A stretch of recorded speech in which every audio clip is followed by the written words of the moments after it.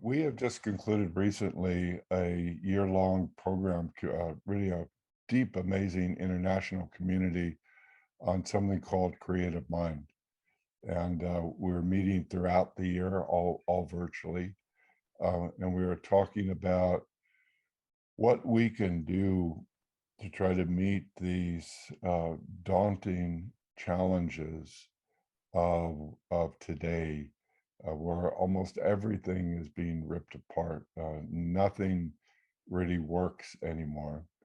And we take it as a sign that something's dying, something's trying to be reborn. And what's dying is this really sort of isolated virtual mind that doesn't feel any connection to its own body, to community, to nature, and all the brokenness we're seeing are reflections of that. So in Creative Mind, we're looking to develop new types of relationships that lead to connection of mind and body, body to earth, individual to community, past and present to future, and so forth. So there's so many beautiful ways that can be expressed. And I think you will find that the video that that Bilonda and Eva and Matías have created is just a beautiful illumination and example of some of the things that we could do in Creative Mind. So I thought that each of the team can just briefly introduce themselves, and then we'll watch the video, and then we'll have some sort of conversation. So Eva, do you want to go first? Okay, so I'm Eva, German Colonian to be specific. Right now in Lisbon, I'm visiting another friend who is part of the community. I have been on an arc of unfolding on my heroine's journey by beginning as a dancer, then moving to the business arena, having studied economics as an MBA. And in my work as taking over a family-owned company, I went into this crisis point to put it in Joseph Campbell's words, I climbed the ladder all the way up to realize that I placed the ladder against the wrong wall. And so that realization brought me to go into personal development, and now I've become one of the leading people in the family systems work to continue Virginia Satir's work, the mother family therapy, incorporating body works. I've been developing an approach called somatic movement integration practice to allow the body to take a lead to unfold its wisdom and teach us inside out. And I've been on your trainer team, and yeah, I'm an educator in the field of business and psychotherapy. And here we are together. Every time I become speechless, I draw from the arts. I need to talk less and then find ways to creatively have things unfold, because I'm at the edge of my knowing. And that's what brought us together as this really creative, amazing team. And I think the idea was originally started with Bilonda, but I'll let you speak to that, Bilonda. Yeah. So. Yes. I am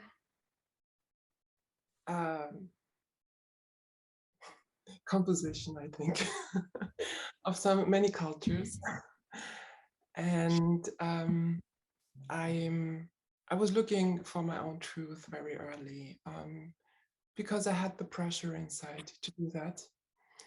I also, like my body, had the pressure. And on that path, I discovered that my body is actually talking to me, but I couldn't, I wasn't aware of that because it was not clear in society yet that the body is talking. I was in my mid-20s. And when I had that moment, I was looking for more truth about that. I was looking for the mystic also, like what is really grounding me, because I'm a third culture kid. I have the Congolese blood in my veins. I have the German blood in my veins. Socialized in Austria. I'm very light, so there must be somebody like also from another lineage in my father's lineage. So for me, it's like what is something I can touch and hold and find stability. And my first studies were advertising and sales, and working in a huge advertising company, also on the career ladder. And then it was like, no, I cannot do this. These are not my values. My father was a social justice activist. My mother's a psychologist. They were all putting all their passion into dignity, equality, and racism, of course. So I grew up with this heavy root also, to be honest. Then I studied psychology. After 3 years, I was like, no, psychology does not have the answers, and it messes up my brain a little bit, or my soul. I felt like this, to be honest. I felt like the answers to the questions that I had, like what is love, for example, all the answers were not touching me on the point where I feel I can heal. So I moved on, and really it was like coincidence, but I found dancing, actually a ballet class. And everybody told me, because I'm 1.80 m, I have an African body, that means an African body, you cannot dance ballet. Like this is the, you have to be very small, very fine in the ligaments, and not have an African shape, basically. But in my first dance ballet class, it was like I was making my first turn out, which is turning out the hip. And I was like, this is me. Like all the memory came back when I was dancing as a child, saw the ballet. I was jumping through the room in my in my room at home and dancing. And from that on, I found a path. So I was dancing, and I really managed to find a dancing school that took me at 30. So I went to my dance training at my 30s with 18-year-olds and in Berlin. But it was really complicated. It was really a hard path, but I was so committed to it. And there I learned body work, because I couldn't catch up. Like, young girls, they dance just by intuition, but when you're older, you need to engage your head also into dancing. And that made it actually interesting, and that made me also learning yoga and Pilates and Feldenkrais, and going on to that body work. Susan Klein is not so known in the United States, but so more of that, and using my mind. And this is what I learned from psychology. Like, my posture is the reflection of my inner spiritual state. And this is how I worked, did the dance education. And I was never interested in dancing in theaters. Like, my body was never interested, right? I was like, I don't see myself in black boxes or in a company. And so I kept on searching and looking for ways, not really having a path. I teach yoga, teach Pilates, but I was like, okay, what is it really for me? And then the whole psychology came back. Like, when I met the creative mind, when I saw you and Eva on Auditorium Netzwerk, something like this, I've heard that there is someone who combines spirituality and the body and science. And I felt this was a really, it's like something I was really looking for, where I can bring more in of myself, because normally you have to leave out a part of my I don't know, knowledge and wisdom. Or so I'm an earth, I'm a bridge. I'm love. I am love is my favorite yeah, identification. I identify as that.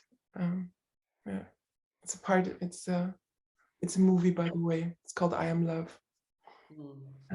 Awesome. Yeah.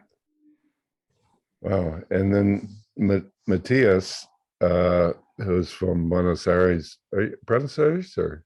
Yeah, I'm from Buenos Aires, but Yeah. actually I'm living now 50 kilometers from Buenos Aires in a more natural place and environment. Buenos Aires is a very big city, a lot of Yeah. people in there, and I moved here like 4 years ago to welcome my little daughter. So it was a really good move, because it's easier when you're surrounded by trees and birds and Yeah. dogs and cats and that kind of nature wilderness.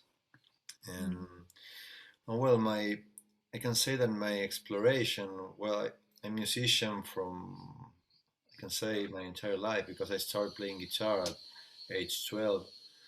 And I had the luck that my parents say, okay, if you want to do this, go ahead. So I went into that.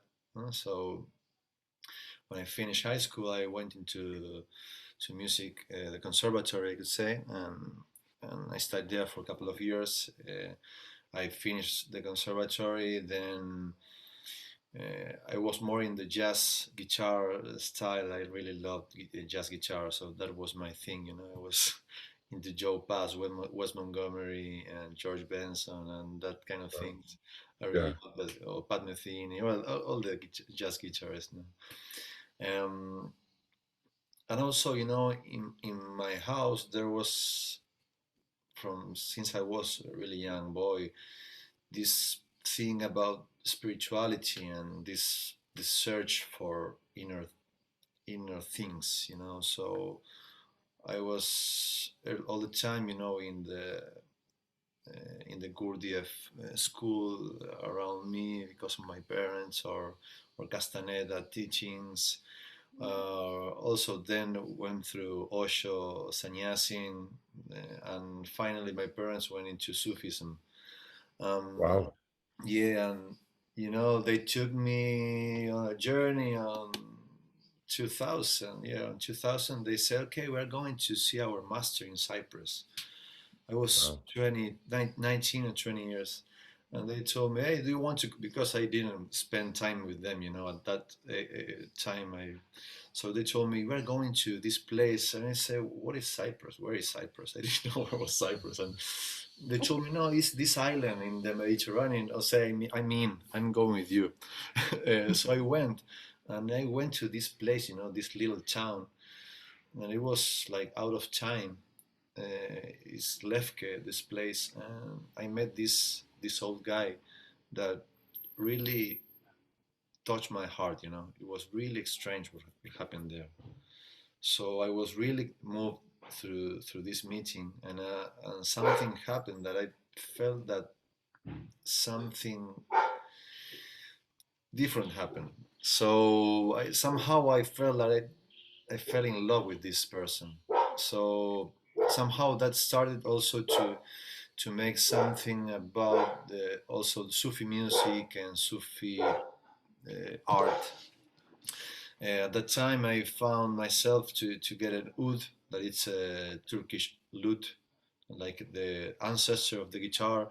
So I started to to learn. But at that time you didn't have YouTube around these tutorials about everything you want to learn in 2 or 5 minutes. So I had these cassettes of music from the Marrakesh, nothing to do with Turkish music. So I started to study my own way, and that's somehow when I got into Sufi music.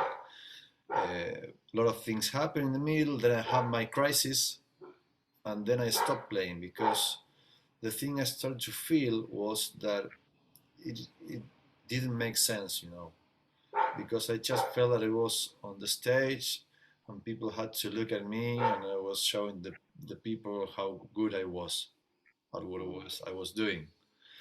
So I had this crush thing about music, and after a journey to Cyprus, I stayed there for 2 months, and when I came back, I said, okay, no more music. And for 3 years, I didn't play for even one note. I put everything away. How old were you? What age were you? That time, I was 25 years old Uh, and 26, and I was like in 29. Then I have this, if we're talking astrology, Saturn turn around the sky and everything cracked again. And I separated from my that time wife, and I started to feel the need of getting in touch with music again. And it was interesting because I felt that I forgot everything about the thing I learned of music. So I felt empty. So I started to work with improvisation. So all the things I was doing was like, okay, how do I play this? I've been studying 8 hours a day for like all my life guitar. Now I don't remember anything. So it was like, the fuck, what am I going to do with this? But somehow it was really helpful because it like crushed, this identity that it was really built, and really tough and really hard. So I was loose, loosen is what loosen. So I started to work on improvisation. At that time, I had a restaurant in Buenos Aires. I also quit the restaurant. I said no more restaurants. No, it's not for me. I work too much with this. Then I moved to the Sierras of Cordoba and I started like this gypsy life with my motorcycle and playing around everywhere. So everything that I was starting to do was related to improvisation because I wasn't rooted in a place. So when I had to play with someone, they were talking on the telephone. Okay, say, so what are we going to do? I don't know. Okay, I send you the parts. I see you there, and we rehearse on the sound check. Okay, let's do that. So that really was a way of really getting in touch with listening. Really listening what is going to happen and be there.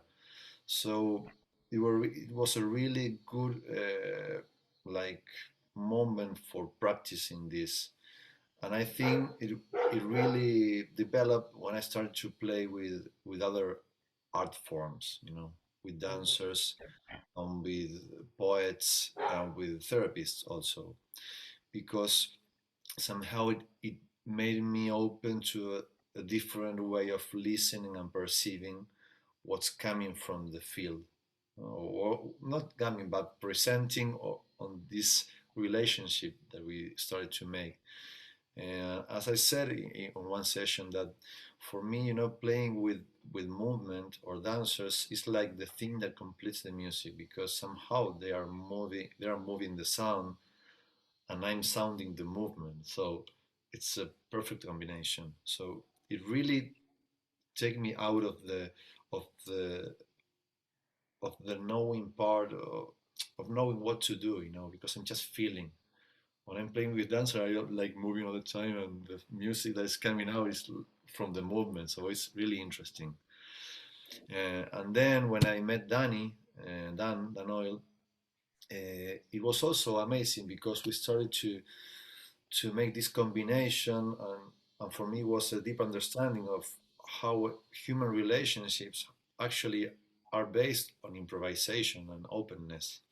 So it was amazing to really feel that, okay, when we are really present and we are really committed to this moment and to ourselves and to the other, these crazy things happen. So we can jam, or we can jam for hours talking about anything, and wow. And so it was crazy, and it was wonderful. And then when after I met Dan, I went to NLP and coaching. I started to learn all these amazing things about the thing, how perceiving things, and these maps and these realities that are my realities are not the reality. So everything was amazing, to really start to understand that everything is related to the state I'm in. So I remember the time I heard you, Stephen, in the first CN module. You were making like this introduction,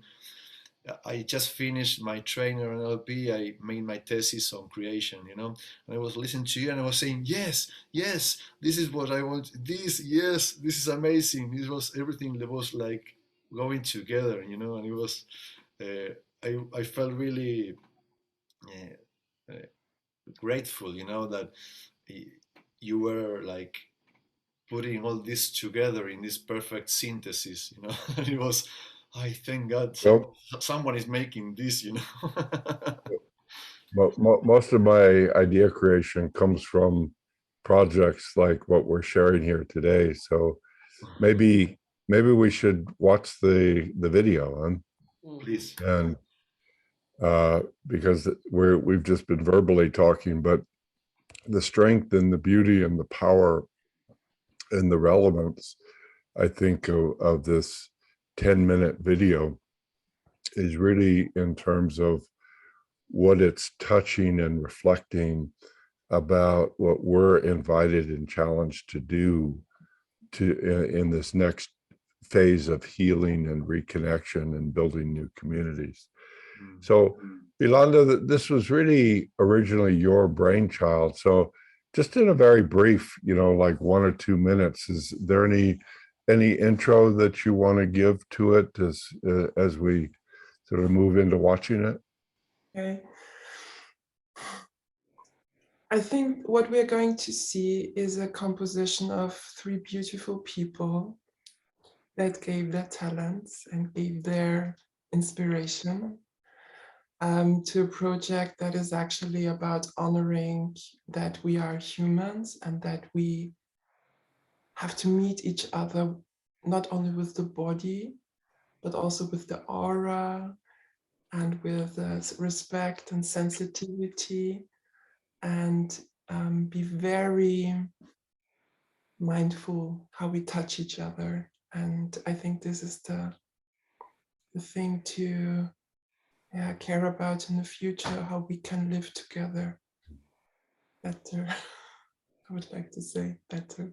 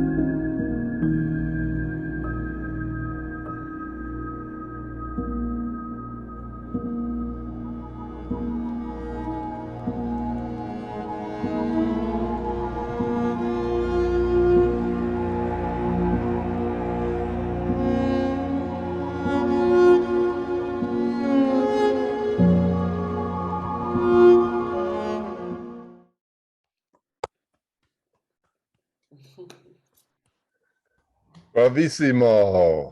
Wow. Mm. Mm.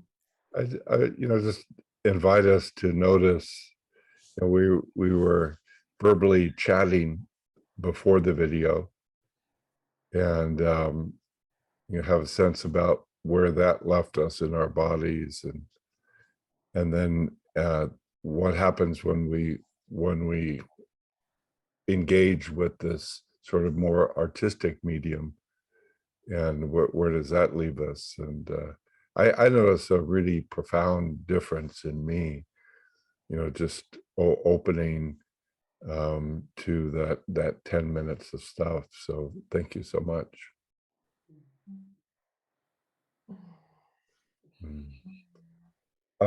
Maybe we could just talk briefly. I know we asked you, this was presented at the Creative Mind 3-day module.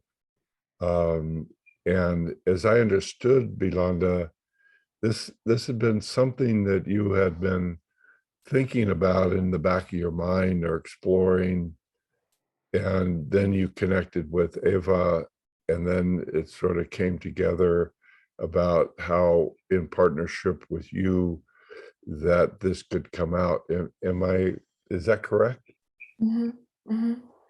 Yes, and more unconscious, and that is what I really see. It was actually about, I was interested in, I knew when there's a project before, which is the research about roots with myself. And I didn't just know it's not finished. And I observed Eva a little bit, stalking, you could call it. And I noticed some similarities. And that was interesting to me, because as a dancer, as much as I believe in the power of the human and that we are all the same, it is interesting as a dancer, and it's interesting because it's my art form, you're confronted with the body. That means, like, how tall is the other body? Because body, like we always show in visible arts, we tell stories non-verbally. Like if I'm very tall and the other one is very small, you tell something with it. And it is not so easy actually to find dancers where I feel like I would be comfortable to meet on the same, on the sameness also in this physically. And by seeing Eva, I also saw kind of a warrior in her, and also a fairy. So I felt like it could be interesting to dance with her, actually. Yeah. How much was it choreographed out before you guys actually did the recording? Nothing. It is all improvised and channeled. So improvisation is my technique. So I do a lot also improvisation. I'm a freestyler. And improvisation also has rules.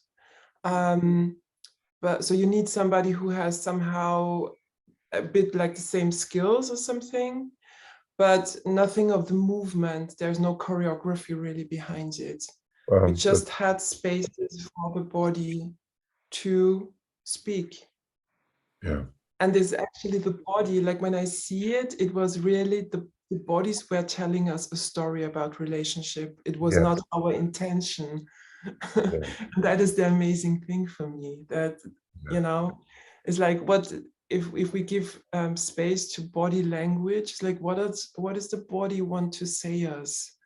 Yeah. So that's how I see it, Yeah, of course, one of the things in the work that we're looking to practice is that the role of the more of the verbal mind upstairs is to ask questions and to hold questions, and then to drop those questions into the body of the earth, into the community of connection, and then be able to see how that creative mind yields answers often. And we usually know that we're doing it properly because the answer that comes is never something that we would have imagined.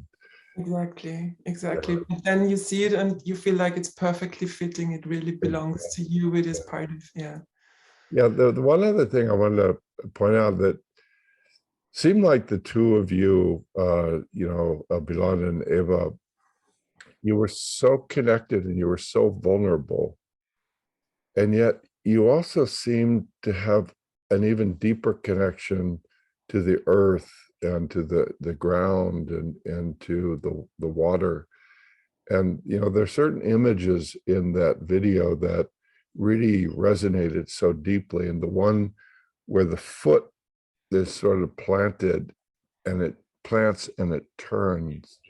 And it feels like that's sort of claiming your deeper membership in the earth as the way to allow your creative vulnerability and deepest expression to emerge. I don't know how either of you feel about that. Well, I mean, part of the technique of a dancer is to be grounded. This is the most Of course, important. but there was something about, I don't know, it was especially touching to me how that was like one of the most important notes or chords in the music. I mean, it was, for me, feet are very important. Very important. Feet are a sacred part of the body, actually. And I don't know if it's also the African inside of me, but like with my feet, also this is a healing story because I have quite tall feet. And when you have all that conditions about high heels and all that stuff, when I found dancing, I understood my feet are perfect. I am perfect because I couldn't balance at my height without having those large feet. So it's all about contextualization and yeah. So, but I asked also, I don't know if you remember, Eva, but the camera woman also really to focus on feet because dancers and feet are. Okay. And she did a remarkable job too. You really could see Daniela is the camera person, right? Yes, and she's also she's not professional, so and people would see that she's not professional, but it's also the film industry, you can have with lots of money, you can produce the best stuff, of course, right? It is, I worked in an advertising agency with lots of money, you have the best camera person, the best director, the greatest models, makeup artists. But for me as somebody who's like sustainable, so not all the big and not flying persons over or doing whatever, what can you do with the little resources and bringing the best out of it? I mean, for me, it's really economical also. It's a question of footprint also. It's economical footprints as in producing also. So before we invite Matías into the commentary, anything you wanted to add to that, Eva? Well, I want to see it in words. One word was resonance, like Bilonda reached out and there was resonance. There was an intuition, that inner voice that said yes. Do you want to do something? That said yes. Then possibilities. I was teaching before in Italy, and I thought, hey, before we go on that journey, how about you come and you see me teaching, and then we can get in a frequency. You get a little bit to know me in my workspace, and we can chat and we can start beginning the relationship. So there is possibility. And the other word that comes to me is trust. So here's an opportunity. Yes, I am in Portugal. How about I just come and extend the trip, and I trust the process. I trust you. I trust life. I trust the opportunity. And then the next word that comes to me is love.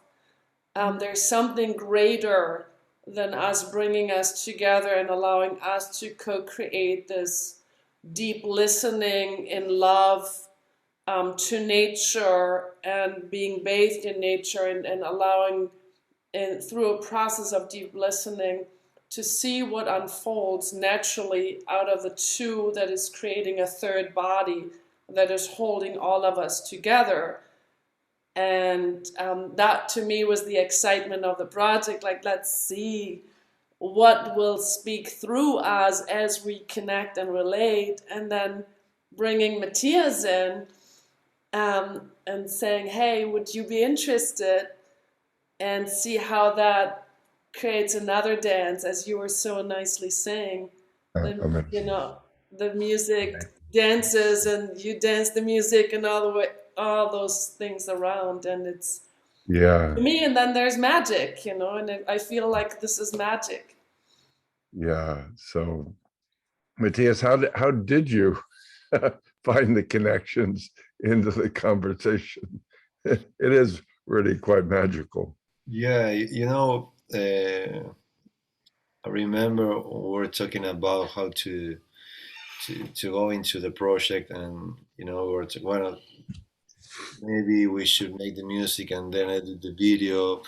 And I was telling Bilonda, I really need something to work on, because I mean it's really interesting when you gave me this material that was almost finished, and it was much easier because somehow when I'm working on a live session, I'm tuned, okay, just connect it and have my instruments, and whatever happens, okay, start grabbing things and making and rah up. And then it was really fun because I just sat and watch it and watch the video, and I told them I really need my space. I make my mate and my ceremony, my ritual around me, and make my space, and then I just like, like somehow like opening a channel, but from a joyful, state,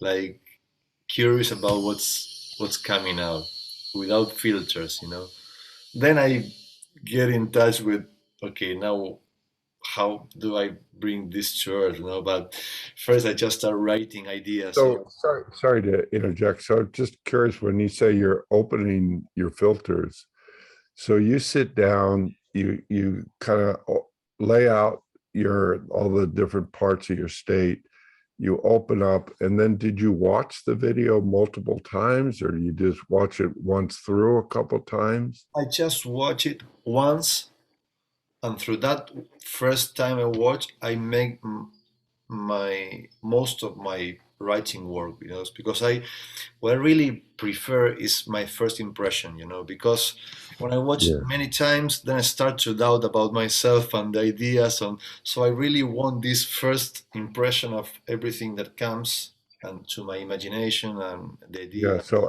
as you watch it, are you feeling images? Do you hear musical sounds? Do you see colors? Mainly it's like a mixture, because it's a mixture of images and sounds, because for example I started watching them, for instance, in the moment they go and start dancing apart, you can see the sea, and they are far away, and each one of them are making like this kata, and for instance there I just felt that they were like two samurais, like making like this really respectful challenge, making space for the other, and really feeling and watching and being like complementary, building something. So I felt that, and it came to me that okay, let's make like this music. With, for example, when they started to to to know each other, at the beginning, like moving and standing on the floor, and then like starting to dance. Maybe one of them is starting to dance, then the other is answering to this movement. So I felt like, okay, they are like two sounds, like two souls moving. So I play these two violins talking to each other. So it's more like a mixture of a movie and then the ideas of sounds. Sometimes they come like a melody, so I write the melody. Okay, this is dun dun dun dun dun. So I write the melody, so I keep it there.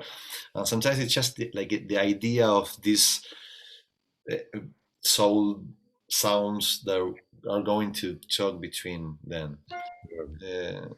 So You after, know, I I, then I go yeah, to this yeah. lab of recording. Mm. I mean, to me, I was feeling, and there's so many different beautiful dimensions, but one of them, I don't know, the term is coming is political defiance, because, you know, as you were saying, Matthias, there are two warrior women that are there, but there are two warrior women who are showing the most vulnerable parts of their being in their connection with each other, to their way that they're opening their bodies. It's so vulnerable, and yet it also, I really also agree that that sense of this sort of samurai. And I think, you know, there's Toni Morrison was the African American novelist. She won the Nobel Prize for Literature. I think she's really one of our greatest writers of all time in the United States. And she wrote a lot of her books on Black girls and Black women. And people said, well, why don't you write about regular people? But she said, listen, she said, most people know Black women and Black girls only from the point of view of them living under the gaze of the white male's eyes. And she said, I know Black women and Black girls that they have a life beyond that. And nobody ever talks about it. And so that's what I wanted. That's what I felt called to do. I'm a writer, but this is part of the story. And I mean, in a similar way, you guys, was that showing on my screen? No. In a similar ways, that's what I felt. You guys were sort of, that's where I get the term politically defiant, because it felt like you were saying, I am not going to allow myself to live under the oppression of the white male gaze, but to really claim the strength and the beauty and the vulnerability of who each of you, who you really are. I don't know if you have anything to say to that, Bilonda and Eva. Go on, Eva. Well, the first thought that came to me, I would not even myself, I wouldn't go through that perception, because where everything began was in the rootedness of surrendering to nature, and then in the connection of us, and we happen to be two women in a female body now, but it was more on the deeper level of us connecting in the depth of nature, and through that nature, through that life force connection, I think there was a gradual connecting us to each other in the space, and how that then took over and unfolded, and it wrote its own story. And it was before, for me at least, in the feeling, before conditioning, before a gazing experience, or at least sensing it, dropping, and then going to that space before, and let life unfold. That's how I felt about it. Yeah. I don't know.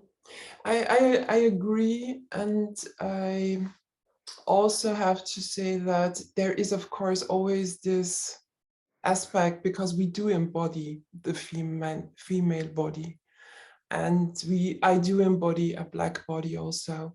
And in the beginning, the weaving and unweaving is also about culture. Yeah. And it's also about because Eva represents as a body, let's say the white woman or the civilization, and I come here and I open her hair as a sign of there's something deeper that connects us.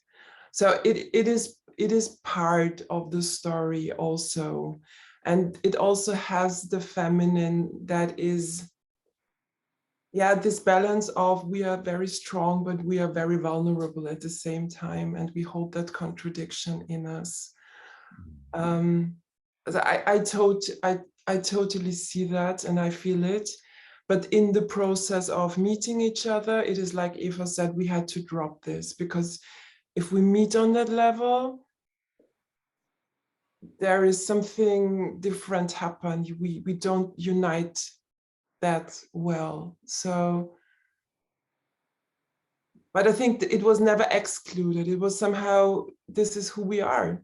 You know, I shared a lot before with Eva, like who I am, what my story is.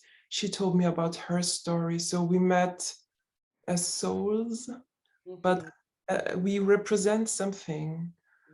And this is what the story became. I guess that's an important point that you're making. We really took the time to get to know each other on different levels, and allowing language to be an entrance point to some extent, to then go beyond language, and that, you know, kind of like meet on the more original space. So I felt having exchanges before was really part of the process for me, at least. It was nice to be able to share a meal and connect and talk and laugh and spend time and enjoy each other's company, and then have that lead into the next stage, which was finding the right space. And it was interesting because, you know, you can still have a great conversation verbally, but then if you touch each other, it can be difficult and could be difficult. Yeah, part of the possibilities. And I think it did not happen because we were really mindful of how we come to each other. So there was no overpower there. What was really powerfully clear is really one of the most touching things to me, that sort of openness, that vulnerability, but also the respect of where the meeting point is. There was something that was achingly beautiful. And, you know, I found myself thinking, we have to reclaim this if we're not going to blow each other and the whole planet apart. Because that's what allows us to feel at this very deep, quivering level the interconnectedness and the interconnectedness of all life, and the preciousness of each life. Exactly. And I think it was a question of Eva and me, like, what does it need? Because, I mean, as a family therapist, we're looking like, what does it need to have a good life together? What it's a very simple question, actually, but what does it need so I feel well and you feel well and we feel well?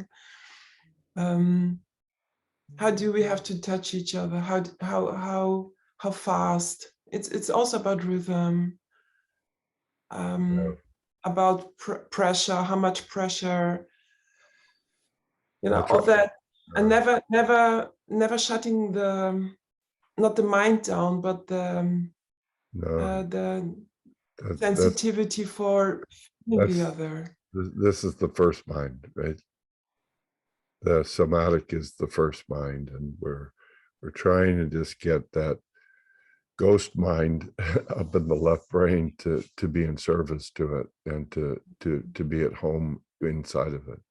And I think, you know, that's what we've lost, and I think that's the source of all this chronic destruction and unhappiness.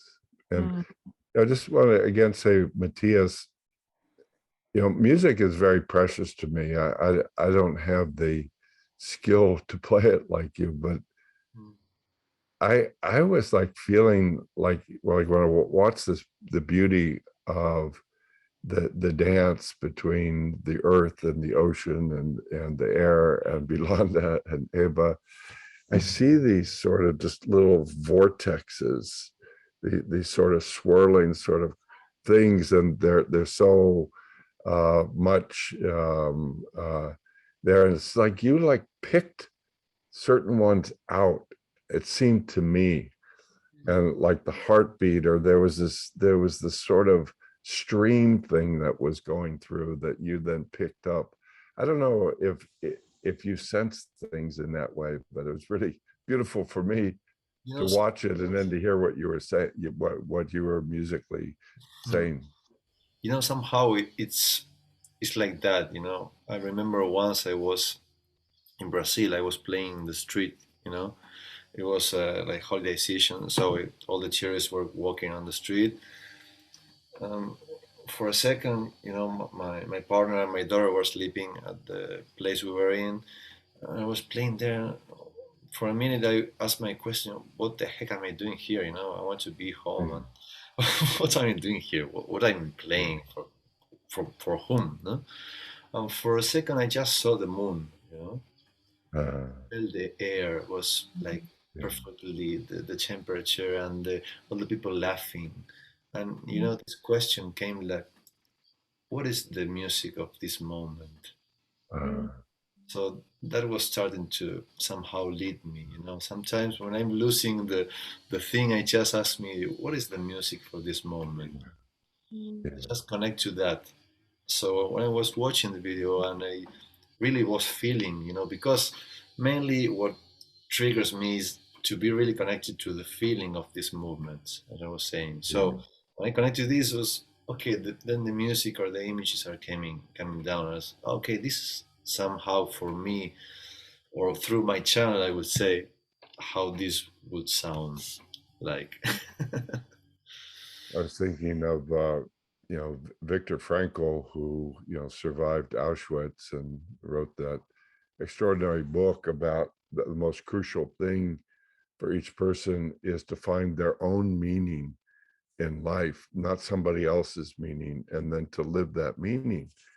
And he said, while he was a prisoner in Auschwitz, he said, it's a totally irrelevant question to ask, what do I want? Because it doesn't matter what you want. So he said, when I was in Auschwitz, I learned I had to hold the question, what is life asking of me right now? Yeah. And that got him through. And, he, not only for himself, but then the contribution. And in a sense, to me, I think of what you guys are doing here is an answer to that question, among others. What is life asking of all of us right now?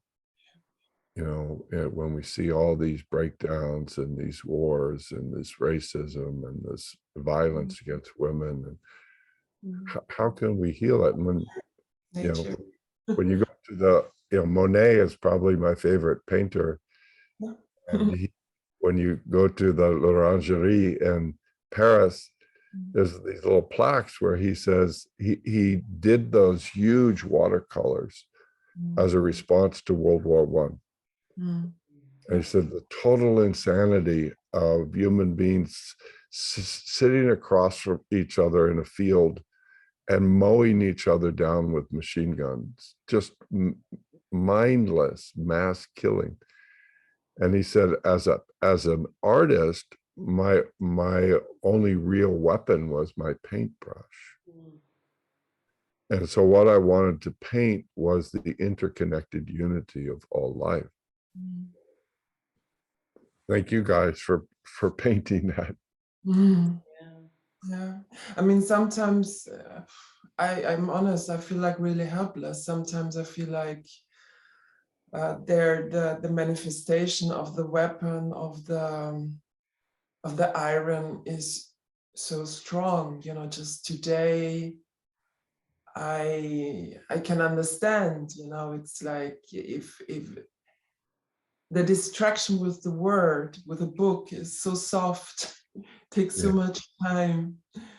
And the quality of the physical destruction with aggression, it is immediate. It is working, you know, how to meet that. And accelerating with social media. The machine of social media is accelerating the destructive cycles. Well, I never thought about that. Life is deeper, right? We will survive if we keep dancing and speaking and playing music. I would say that once I am finally appointed to be the supreme allied commander of the whole galaxy, my first decree is that every hour on the hour, no matter what you're doing, every person has to break out into dance and music for 10 minutes. I've learned with you, you said once this was the original reason for the bell to ring. It's like the people start to contemplate, like once. That's right. That's right. You dropped everything. Everything was there. Everything was there. And that is the thing. I think we have to like refresh it and give it meaning again. Okay, once an hour, if it helps us, if it's healing to center again, we breathe, you know. and then maybe things rise differently from there. So also was okay. Hey guys, my 7-month pregnant daughter is calling me.